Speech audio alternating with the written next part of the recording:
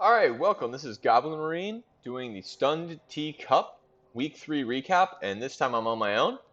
So I've got a recast out there that's currently uploading, so you guys can check that out. I won't go through what happens in the games too much, but I will say that this week there wasn't a play that stood out to me as play of the week, and there wasn't a big guy that really just didn't do anything. I should go back and look at that. I think one of the Croxes got fouled out, so there may be an after the fact call on the play of the week and the teabag of the week. As of right now, I wasn't. It was too close to call. Like there wasn't anything that stood out.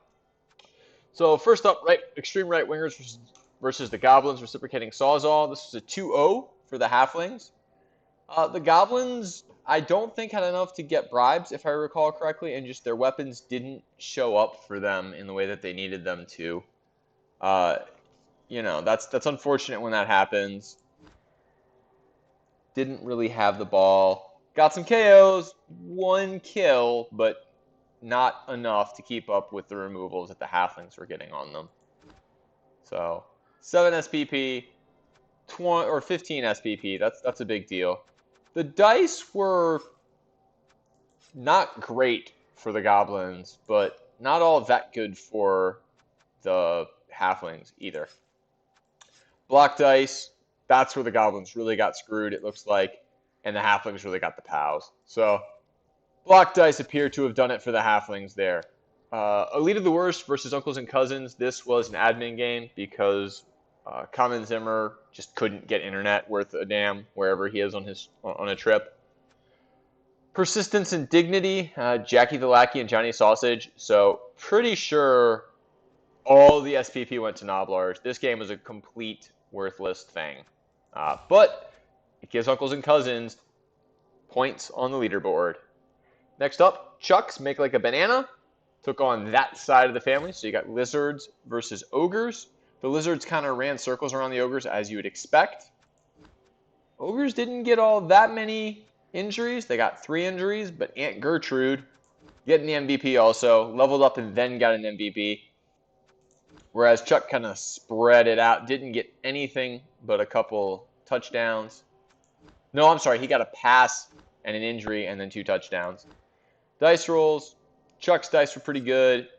Block dice were better than average. That side of the family just had a lot of pushes. Fair number of both downs. So kind of lacking in skulls, but also really lacking in the POWs. You know, this 12 versus those pushes, those are whatever. Those are interchangeable. D6s really not working out that great.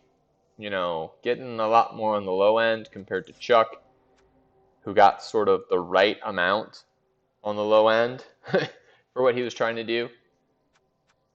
How were the boneheads? 81%, so about right for an ogre team. When you're making nearly 60 of them, 81% versus 83 is pretty good.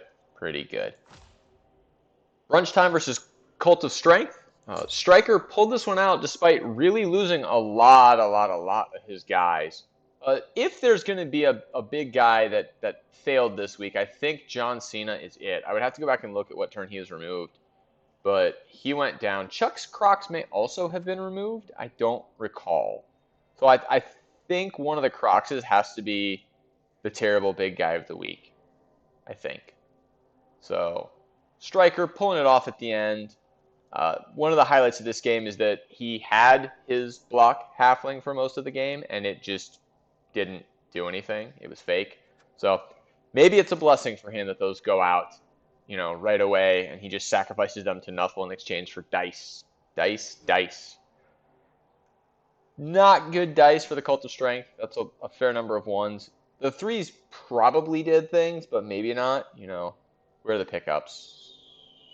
I got the pickups, so the 3s were fine. They were doing things. Block dice, pretty good. Lacking in skulls.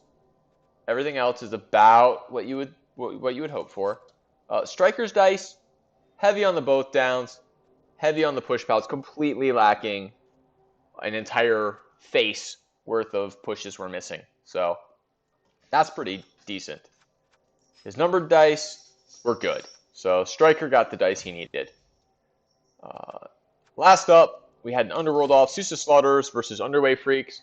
The MVP of this game, despite the Grinch getting it on the pitch, the MVP of this game was really the Troll, who both downed his way to 6 SBP and a level.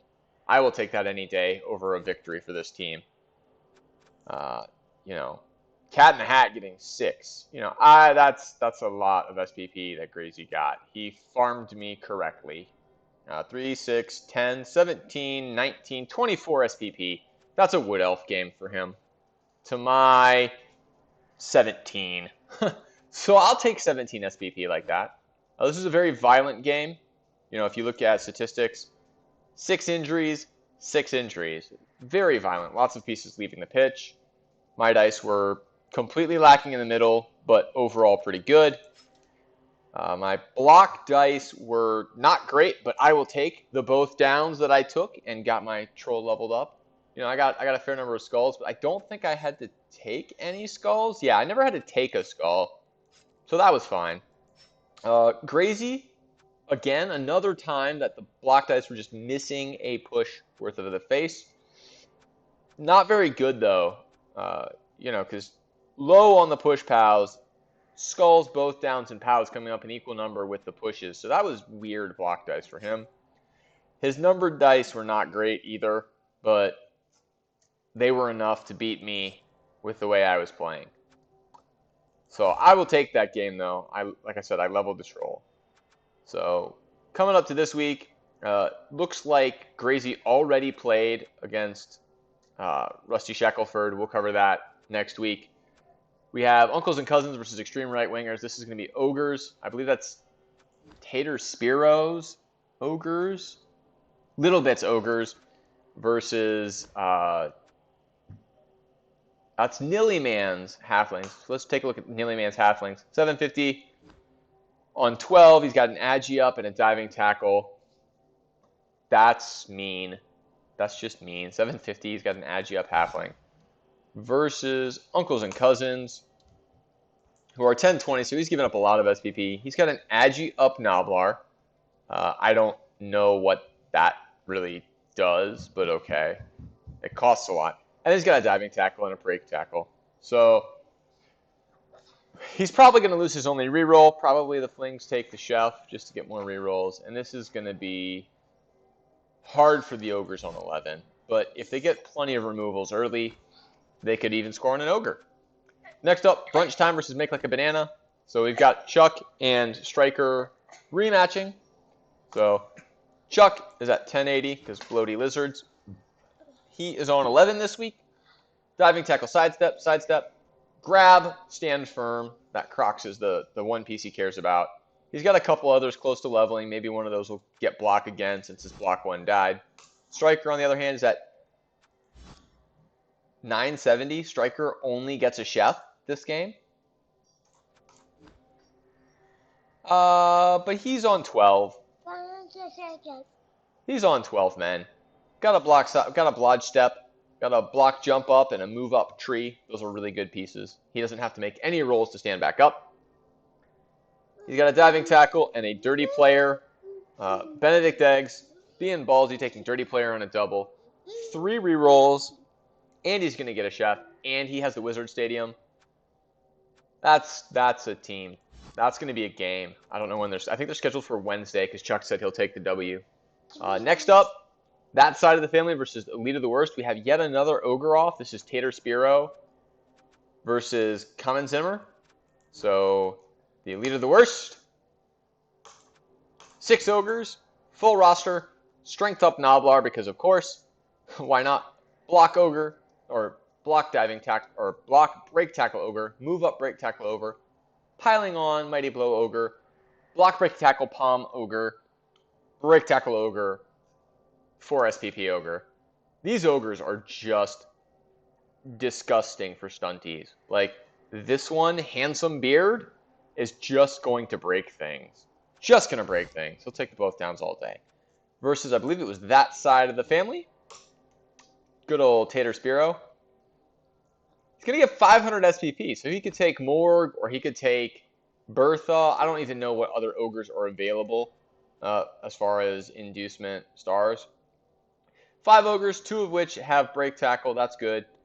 He's got 1 diving tackle knobbar, 2 rerolls to I think Common Zimmer's 1, 2. So they both got 2, or no, 1 for Common Zimmer. He has the Apo, whereas Tater Spiro, I believe, does not have the Apo. So that'll be an interesting ogre off. And last up is Pookie Pookie's Cult of Strength versus my team, the Sousa Slaughterers. So we got 1060 Lizards with an Agi Up Lizard, a Diving Tackle Lizard, and Grab. That's a good choice. It's a good choice on that Crocs. Versus, where's my Bloaty Underworld? 850 Underworld. Note that 80 of that is in cash because I'm trying to get to 350 to buy the rats. So I have a niggled horned goblin who was my blitzer. I may have to fire him when it's time to go to the real league. We'll see. I lost a goblin, which I'm not replacing, so I'm on 10 this week. So I'm going to get a journeyman. I'm not replacing goblins because again, I want that sweet cash. And if I pick up 5 rats and the troll, that puts me at 6. So I only need 7 or 8 goblins anyway. 1, 2, 3, 4, 5, 6. I got plenty of healthy goblins. So I'm going to get, despite being bloaty, I'm going to get 210 in inducements. If this were a regular team, that would be Glart. It's not, so I've got my Rel match trying to play. So since it's not a regular league, probably that's, I don't know, a couple Merc Goblins or Nabla or something. So let's go to the in-game leaderboard, which is not the actual leaderboard. So pending this week's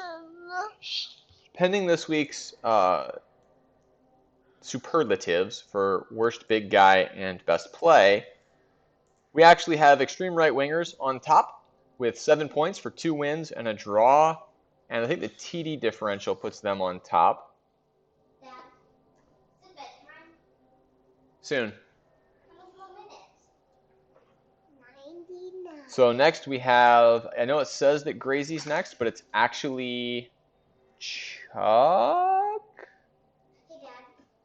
Oh wait, Grazy, I put his score in wrong. So Dad. Can we do a letdown with this 5 minutes, please? yeah, if you go brush your teeth. So I put Grazy's score in wrong. So he's actually on 2 wins and, oh no, I'm sorry. I put his in correctly. He's already played another week. So Grazy, before this, Grazy was further down. So it was extreme right wingers, followed by Make Like a Banana. Chuck was in second because of the teabag. Uncles and Cousins was right there with Chuck, but had not won a superlative. So they were below him. Tied in score differential, so Chuck took it by the superlative.